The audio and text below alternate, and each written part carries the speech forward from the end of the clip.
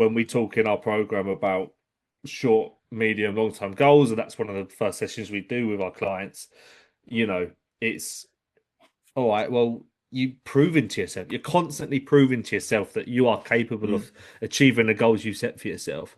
And if you hit your shorts, then you're more likely to hit your mediums and you're more likely to achieve that Yep. long-term goal you set for yourself.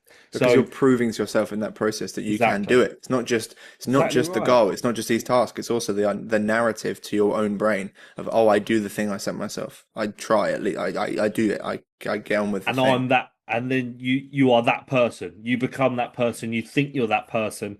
And we've spoken about truthality. You think something so wholeheartedly and honestly, repeatedly, you're going to believe it. You're Yeah. going to that's going to actions, behaviors are going to follow suit because you've convinced yourself you are that individual. Mm.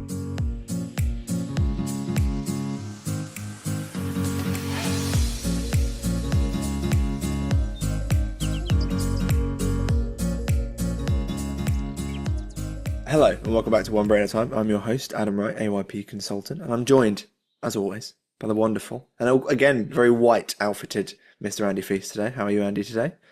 I'm very well, thank you, mate. I'm pretty sure of all this last week. I think when it's a Monday morning, I think when the work from home days, I don't know, man. This is probably I got my slippers on. I got my. Lovely. I just feel like I ain't dressing like I do when we're out doing No. consulting business. I just think I'm so sorry, everyone. I think when we started, do you remember, man? I used to like, Yeah, you did. If anyone goes back to the first YouTube videos, you were like full suit, yeah, which I yeah. do respect enormously, bless you. But yeah, come on, we didn't put To that be much honest, it's energy into because it. we went to the we was at an office space, weren't we? So I True. felt like it felt more appropriate. But now I'm at home. If I just dressed to the nines on a Monday morning after I've just staggered out of bed, like it just don't make sense. It's a falsehood. It's a lie. It's a lie. It's not how I feel. We're trying to be authentic here. We're Yeah, yeah, being all yeah. dressed up for a podcast on a Monday morning. It's Sure. not how we feel. Nah, nah. But and keen listeners will remember last week you revealed that you love The Greatest Showman, and I just wanted to let everyone behind the curtain a little bit that you went to Brother, see a live version of it kind of yesterday in I London, right? did, Or man. I over the did. I weekend. did. How was it? Yes. Yeah, it was insane, man. It was at the Empress Museum, which is West London. It was amazing, man. The music's phenomenal. The people singing. You just think the amount of talent these people have, and like, oh, it just makes you think, oh, why are there famous people that have got no talent going when you got all these people that are like they're absolutely phenomenal, man, and they're just ridiculously talented individuals. But it's so niche, right? There's this geezer doing the tightrope, and you just think that's not an applicable. Like you can't. That's not a transferable skill, is it? You can't transfer that anywhere else. So How you're has in the he right claimed that on the place. CV? He Yeah, could do you know literally what I walk mean? a It was tightrope. it was it was phenomenal. But you're like, yeah, you'd be screwed if you didn't have this, mate. Because Yeah, exactly. what else are you doing, man? It's very niche Nah. speciality, bless So him. it is. There was this geezer like 7'5". It is Damn. absolutely enormous bloke, and I was just, oh my word. So that's just a completely off the cuff. He was just enormous, mate. And His I was whole just poor head, he absolutely. must hit it all the time. That's He was crazy. one of there was about like three main singers that would like sing the songs whilst the acts were happening. It was a bit of a storyline, um, and he was just absolutely gigantic. It was absolutely madness. He was a voice of an absolute angel. It was Wow. crazy, man. He's got those big Um, lungs for those big voice. Yeah, honestly, man. No, it was really nice, man. And there's something about like we did the music episode, didn't we? And the power of music when you feel it. 700 people in this museum and theatre museum they call it, right? And it was just it's music is it makes you feel like oh it's powerful, man. When you Mm. hear it, you're there, and they encourage people to sing and all that. So I was giving it the big uns. The Oh, good missus was man. pre Good was man. laughing at me, so had a really nice time, thanks, man. Yeah, it was great. Nice It one. was That sounds great. like a sensational weekend, man. That sounds like a sensational Mm. weekend. It was nice, man. God, how was yours, my friend? It was very good. Did another half marathon yesterday, but not a competitive one this week. We did just did a I was saying this before the recording, but I live in Brighton, and the most like it was so this is 8 a.m. on a Sunday morning. It's misty. It was a bit cold. Like no one's up, but on the beach under the Undercliff path, which is if you know Brighton, it's towards the east side on past the marina.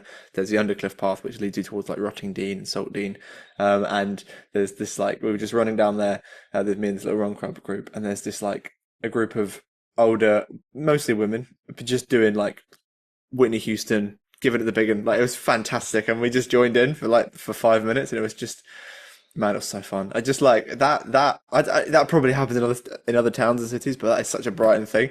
Everyone was like in such like bright outfits as well, and it was so early on a Sunday morning. It was like literally like 8:45. No one else is awake yet. None of the coffee shops are open. The toilets in this tiny kind of corner of the seafront are not open yet. But there's just like 40 women going. And it's just sensational, That's man. phenomenal, man. So much fun. I cannot recommend it enough. So that was great. No, I did a run, but I don't care about the run. I did like 5 minutes of dancing, and it was absolutely sensational. You say you feel like that happens in other towns. I feel like it doesn't, man. I feel like it is so Very bright and Brian. coded, bro. It You've got to is. come down, man. But You've got to come down but and that's why experience it. it's such a we can see its praise all day, couldn't we, man? What a city, Episode of man. Brighton. I Yeah, love it, that's man. I that's love it. next week. We're just doing an episode on how great Brian is. Yeah, yeah, yeah. We might get slightly off theme. Would the council sponsor us to like Oh, promote come on. Brighton? Give us council bucks. That's taxpayer Yeah, then. yeah. We start to become a government Yeah, entity. I yeah. feel like it starts to get a bit legal. But yes. And if we could work from home, I guess if you're a keen listener, you might notice I've got a slightly different background today because I am dog sitting because my parents are away. I'll introduce the pod to, I'll get ready for this, you lot, man. to Bonnie. She's very tired Hello, right Bonnie, now. mate. Hello. She She's very looks tired. like, She's had a good walk this yeah, morning. she looks really tired. She Yeah. looks, oh, Bonnie, you Oh, look look at that. adorable, mate. All right. She is, I feel like she should come on the pod more, man. We get Bonnie on the pod. Yeah. So Yeah. you come for the neuroscience. Sorry, you Stay come for for Bonnie. the Bonnie. You stay for the neuroscience. Yeah. So yeah, if she features it, but if you hear any woofing or like kind of rustling around in the background, that's because they're just behind me. But basically, today we wanted to talk about kind of last week in the Substack newsletter that I always write, which you can subscribe to using the link below. Always worth a read. Quick 5 minutes on a Friday morning. I wrote about doing big stuff and kind of the idea of self-development, self-growth, and improving self-improvement, and the kind of neuroscience of how this stuff works. And obviously, that is a very broad topic. Let's not pretend that that's as simple as we can solve and talk about in 25 minutes. But what I would like to talk a little bit about today is a couple of things. I want to talk a little bit about a part of your brain called striatum, which we'll get to in a bit. I want to talk a lot about dopamine. There's going to be a whole dopamine section, so get ready for dopamine. But specifically, I want to talk about the idea that we need to do things to prove to ourselves that we can do them. Because we've talked a lot about this idea of emergence, which again, for new listeners, is the idea that your body and brain project your mind. You are your mind. Your mind is like your consciousness. It's anything you experience are aware of is your mind, and stuff happens in your mind. And when things happen to your body and brain, external stimulus change the way your body and brain feel, which then changes the mind that's being generated from that. It's very complicated. We did an episode on it, but it's one of those things that's like, it fundamentally changes how we understand ourselves, but it's also very, very confusing. And anyone who tries to explain to you exactly how it works is, smarter than me. But very, very basically, because we are not in charge of our body and brain, we need to understand that basically our brain and our mind are slightly different entities. And even if we don't feel like it, our brain is an action-oriented and task-oriented organism. It wants to solve problems, it wants to complete tasks, and it wants you to set tasks and complete the tasks that you do. So there's a whole set of neural architecture in your brain that is literally evolved to be given challenges and for it to work out how to succeed and achieve those challenges, which is kind of lots of the basis of self-improvement, lots of the basis of self-development of, anything that we do every single day is housed in that type of neural architecture. The idea that we have a whole part of our brain that's job it is to help us to achieve things we set our goals to. And like, you might be thinking about this thinking I'm talking about running again, which obviously it applies to this. If you've decided I want to go for a 5K today, that is part of your brain is you've kind of set that goal and that target, and part of your brain's going to measure your success of achieving that target. But it's also things like going to work. There's a bunch of things in the day that we have to do that we don't want to do. And the reason that we invented societies with jobs and bin day is because we have this ability as human beings that we evolved this part of our brain, which we're going to go into in a little bit, that allows us to create long-term goals and seek stuff in the future and give ourselves rewards in the present for stuff that we will achieve in the future. It's one of those things, right, where our ability to look forward is equal to our ability to reflect. So we have to look backwards to see where we went wrong and see what we've done well. And I think there's such a difference between doing that and then getting into mood congruent states or ruminating and letting that be a negative in our present. But you have to look back, right? In order to move forward, you have to see what's gone well for you in the past and what hasn't. And for us to have the foresight to look into the future and be like, it's very pertinent for us at the moment. We're taking part in this productivity study that is focused on goal setting and Mm, making sure that we can stick to those and hold yourself accountable. Um, so our ability to do that is important, and I constantly think that in our role and line of work, that if we can put ourselves in our outside our comfort zones, which I'm sure we'll speak about today, we did on Friday, right? We had yep. this conference meeting slash presenting thing, where and that was very uncomfortable for us in the terms Yeah. of we've never done that in that capacity before, and to do, and you're going to speak about this, right? The big thing, do what big things can you do? I think Mm, to prove to yourself that you're capable of achieving whatever it is that you want to achieve is fundamental to our reward system, the dopamine that you're going to speak about. And I just think, we all owe it to ourselves to just step outside that comfortability circle, man, that we all love to like hibernate in. You know what I mean? absolutely, 100%. I think that that's like, if you take some things away from this podcast, we would like you to be able to take away the fact that your brain is incredibly unique, wonderful, and powerful, and can change, and is capable of doing incredible things. One of the ways that helps us to be able to do those incredible things is to do stuff and prove it to ourselves, because we are not our brain. Is almost, we need to kind of, our brain runs on narratives, it runs on beliefs, it runs on versions of what we think about ourselves. One of the most profound ways of being able to do, big, being able to overcome massive challenges and tasks is to do a bunch of little small tasks, prove to yourself that you're able to do those things, and then it helps you to get a system and development of self-belief. So let's talk about like the actual specific little bit of neuroscience here for a second. So there's a part of your brain called the striatum. So let's talk about some very, very specific type of goal setting, right? So yesterday morning, I set myself a goal, and I've had the goal set throughout the week that I was going to run a half marathon yesterday as part of my training for Brighton Marathon. So my striatum, so that was that was my mind setting my brain and body a goal, like an activity, and this applies to any goal you've set, any task you want to achieve, if that's a long run like I was doing, or if it's like doing the dishwasher or something, like it applies to anything, a kind of a specific type of goal you've set. Your striatum then measures your success towards the task you achieved, which is why setting a specific task is really important, because if it's a kind of a nebulous open-ended one, the striatum can't necessarily measure how successful you were very well. And then the striatum will release dopamine, and dopamine is a reward-seeking chemical, which allows you to basically, it rewards your brain for achieving the task that you've wanted to do. The problem can come specifically with the striatum when we don't, because we've set ourselves a goal, and basically, this is a slightly simplistic way of thinking about it, but your brain is holding back dopamine until you've achieved the task. It won't allow you to feel better, I guess. It won't release that dopamine until you've achieved the task you've set yourself to achieve.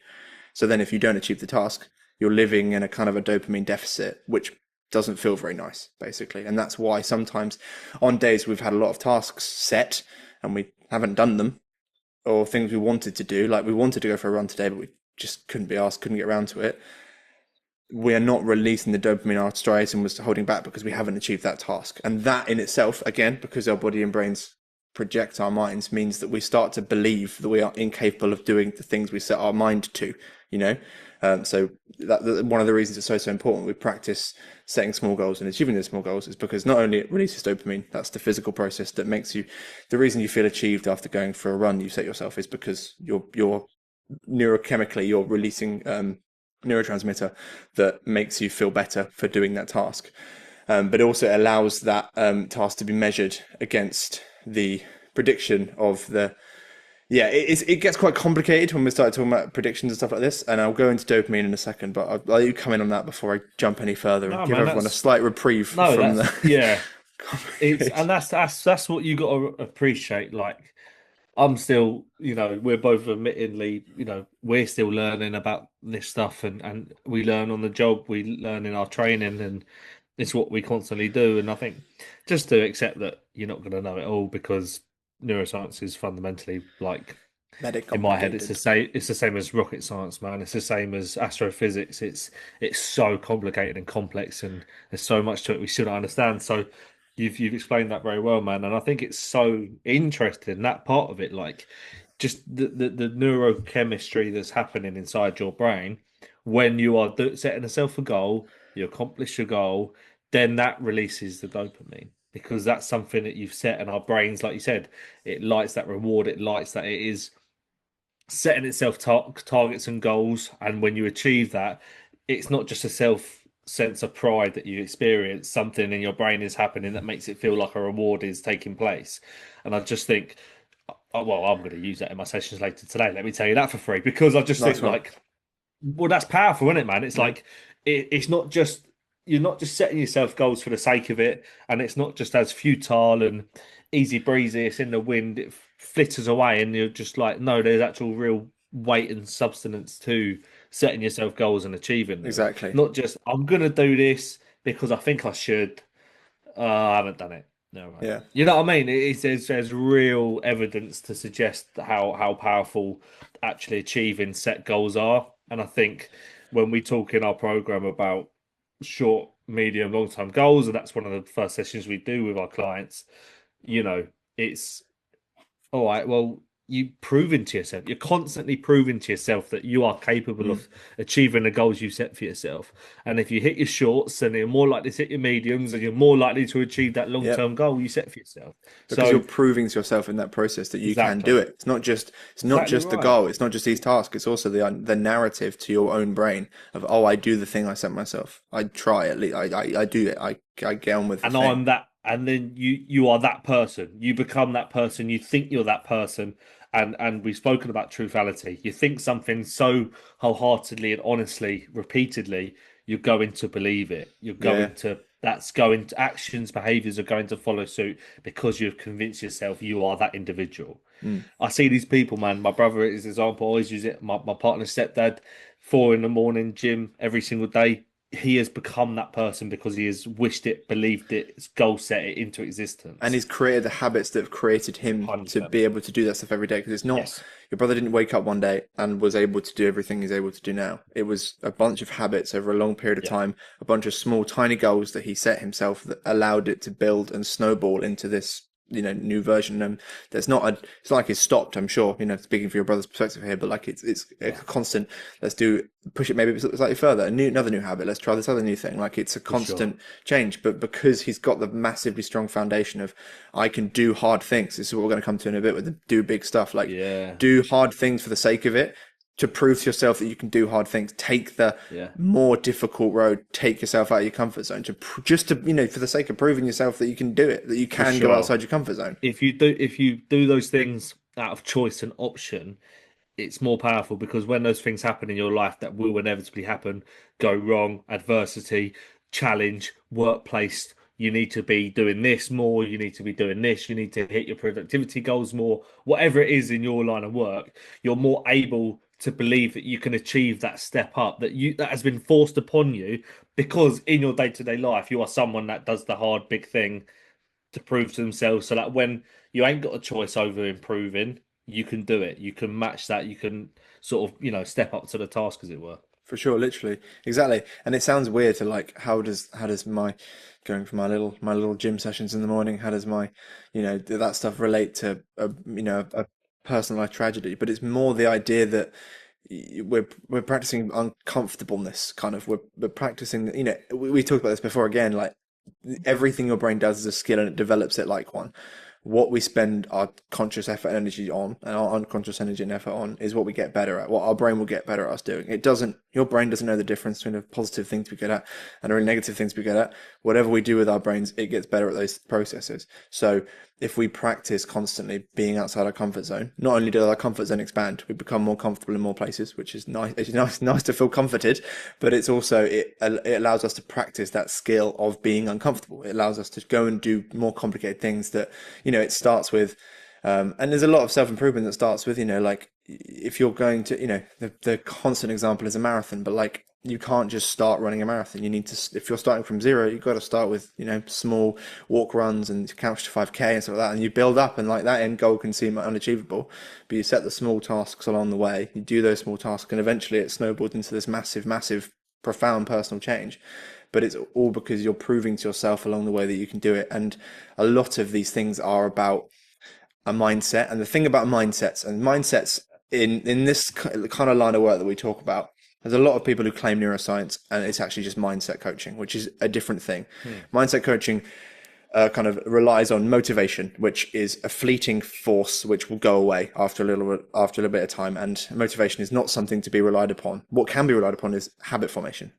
Kind of, it's more that the habits you build along the way to achieve this massive goal allow you to be in a mindset where you can achieve a seemingly impossible or ridiculously difficult task that you might have even believed you're yourself incapable of achieving a little while ago at the start of the process. Like, I'm not going to be able to reach that goal, but let's start forming the habits that are going to allow me to do that.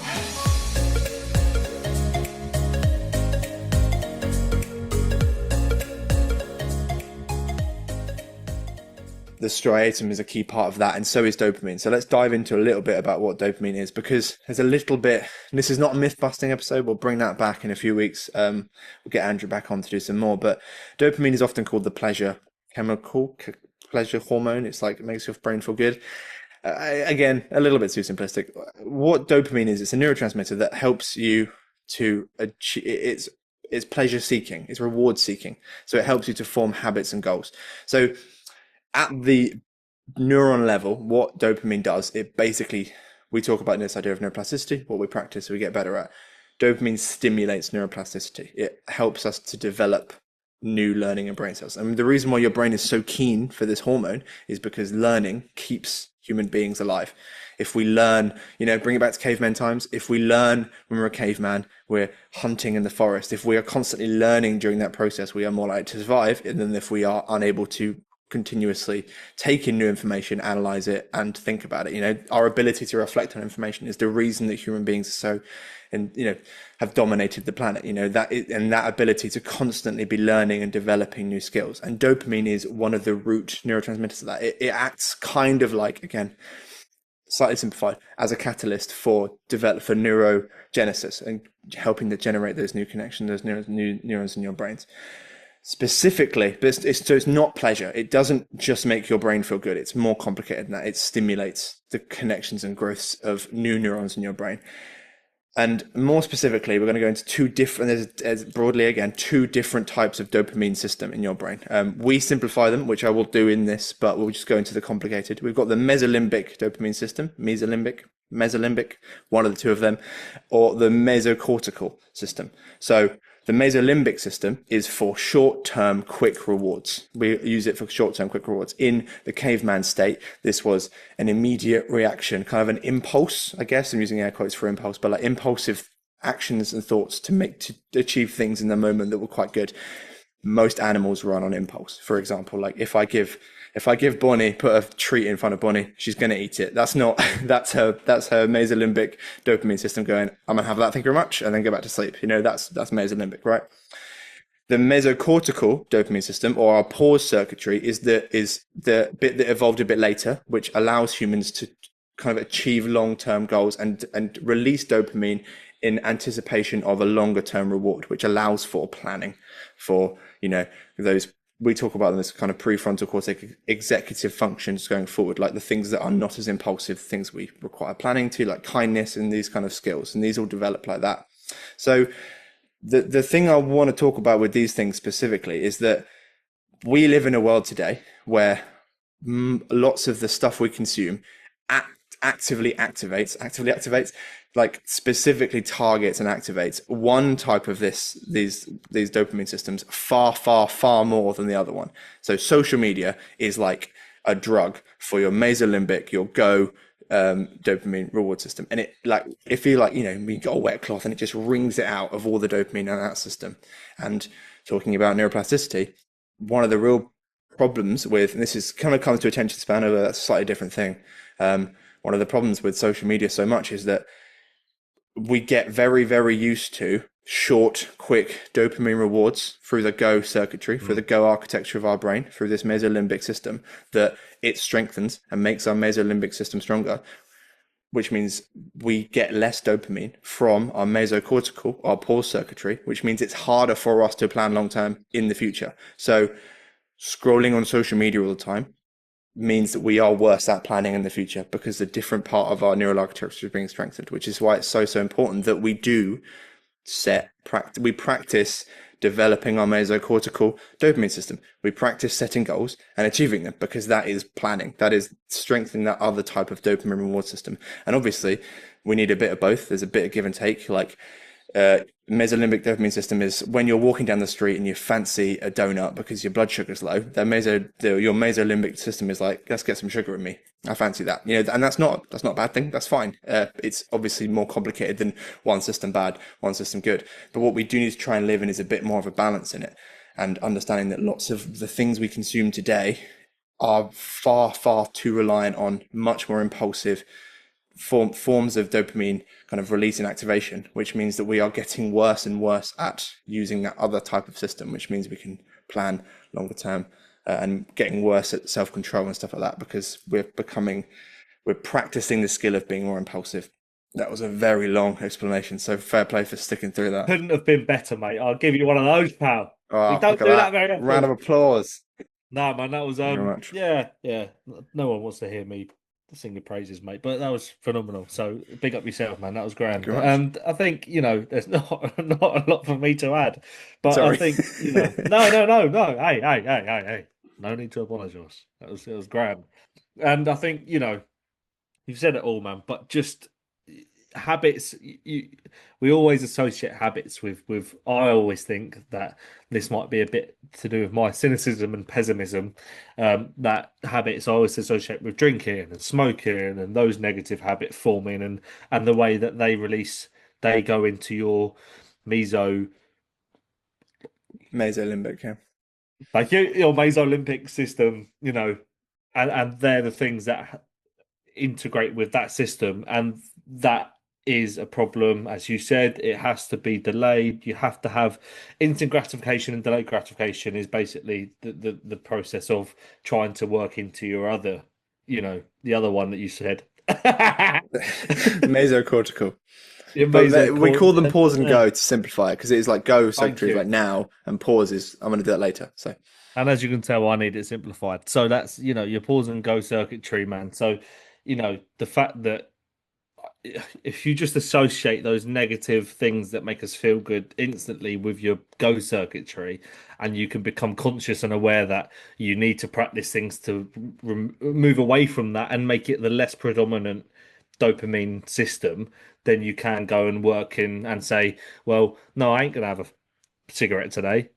I'm going to delay that sort of reward system because I know it makes me feel good, but it's doing no wonders for your body, is it? We know mm, that, right?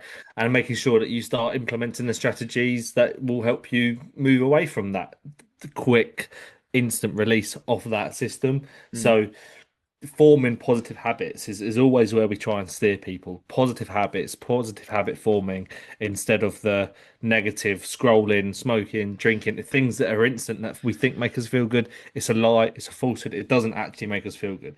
We think it does, our brains convince us of that. But then to practice our executive function skills, resilience, perseverance, patience, and to mm. move away from the limbic system and move into the other one, the quick one, the long one, the patient one, the one that you The just chill out measurement, with. the chill out system. Yeah, and I think like maybe a final point, but one of the you can see how these things can link together in a really profound way. So let's back to the striatum for a second. You set yourself a goal. This Sunday morning, I'm going to wake up and I'm going to do this. Don't know. Let's keep it on running because I've done that the entire episode. Why change now? But like, I'm going to go for a 5K on Sunday morning, right? And you're someone who doesn't run very much, so that's not a habit, right? You're going to have to actively choose and engage in that habit. So you've straight and gone, okay, target acquired. I'll release dopamine, and when you achieve that goal, you don't do that goal. So your brain is now in a dopamine deficit, and it's like, where's my dopamine? Excuse me. I want my dopamine, and you feel a bit low because of that. You can rationalize it to yourself. You can, actually, it's raining outside. I don't want to go for that run. Like you rationalize it, but you still feel a bit low because you know that you wanted to do something you're not doing. So your striatum is not releasing that dopamine. So what do? You're like, wait a minute, I can subconsciously, I can get some dopamine now. Let's have some donuts. Let's go on social media and scroll on social media, which in the moment, what's happening in your brain is releasing dopamine. So not only have you not achieved the kind of goal you've wanted, you were in a dopamine deficit, which means you then seek out dopamine from a different source, which in itself, so you know, this is why it's important that we set goals and we stick to them, because if you set a goal, don't stick to it, you can kind of undo the goal setting and end up strengthening your impulsive goal circuitry in that way anyway, because you're subconsciously searching for that dopamine reward and hit. And that's what social media gives you. And I think that it's really important. Social media is obviously a very hot button issue, but like this stuff it's crazy addictive, and like it affects, I don't have any personal social media, but I have the social media for the show that you're listening to. I find myself, I go to post the videos that we post on the line, which this might be one of them, and I end up on social media for half an hour, and it just gets me every time. And it's like, I know all this stuff. In the moment, I know this stuff, but it's so profoundly powerful, and it's so hard. And like, remember, it's always worth remembering this stuff is designed to do exactly this. The people who designed Instagram Scroll, TikTok Scroll know about the Go circuitry. They know how it works. They know how to make your brain release dopamine to keep you on the app, because it means they can sell more ads. And that may sound really cynical, but that is the truth. And they are harnessing that ability. So it doesn't mean we have to accept it, but what we need to try, and we can't necessarily just get off social media, because we need to be on social media. Like lots of our jobs require it. Lots of our friends are on there. We would be cutting ourselves off in some ways from the world if we weren't doing that. But what it does mean we should do is start to understand that that's what it is doing. And by every time we're on social media, we are practicing a skill of developing this more impulsive type of architecture in our brain.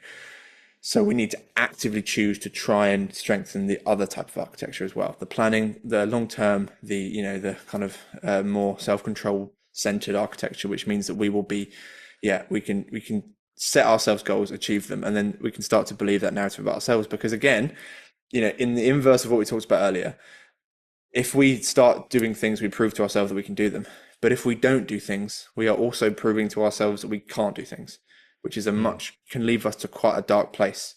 So that's why there's a balance to this stuff. This is why the goal you set, it's not as simple as set a big goal and go for it. Like we should set ourselves realistic, small targets on the way to maybe a large goal, or just small targets. Like it's important that we set ones that are actually achievable and doable, because otherwise, if we don't achieve them regularly enough, we're in that dopamine deficit, and we start to believe a narrative about ourselves, which is just not true. That we are incapable of change, we're incapable of doing difficult things, and that's just not true. And like, we work with people all day, every day, and one of the most common things I believe is I have a lot of people who have certain views about themselves and their inability to change, and that is not true. That is like, I always say, things to take away from the show, but like, that you can change. Your brain can always change. You're listening to the show. You have a brain. You can change it, no matter what. And the first step is starting to believe you can. And why don't you just prove it to yourself? Instead of it's not a mindset.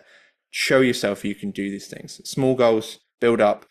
Fundamental changes just down the road, I guess. Spot on, man. And you have to have to start that process. There has to be a willingness. You say it to all the people we work with, to change. There has to be a level of metacognition, of reflection, to want to. There has to be that willingness. But if that's there in abundance or a small dose of it, you have the ability to change. And I think that's, to be willing to understand that we all need to. They're two very powerful things that I think we want to, help people understand that we all need to change. I don't care what you say, man. Everyone has things that they're amazing at. Everyone has things they're not so good at. That our emotional responses are anger management, whatever it is in your life that is that thing you want to change. You have the ability to do it. You have to notice it, accept it, and have the push and drive to improve upon those Exactly things. right. And to bring it into, I keep saying final point. This will actually be the final point. But like you mentioned earlier, that like we want to be we want this show to feel very authentic and real, and like we're We are as real and authentic as we can be. Like on Friday last week, we did something that was very much outside our comfort zones. We We did. normally, if you know about us, well, if you if you've ever if we work if you're from a school we work with or someone who works at OP, me and Andy do the primary program. So we normally go into primary schools and we deliver to primary school kids, and it's great fun. But it's different. But on Friday we were giving a talk to a conference of head teachers. Very nerve-wracking experience. It's just a very different type of that's outside our comfort zones. And we think it went well, but we won't go into that. But it was like a couple years ago. If you'd asked me Mm, to do that thing, I don't know if yeah. I'd have been able to.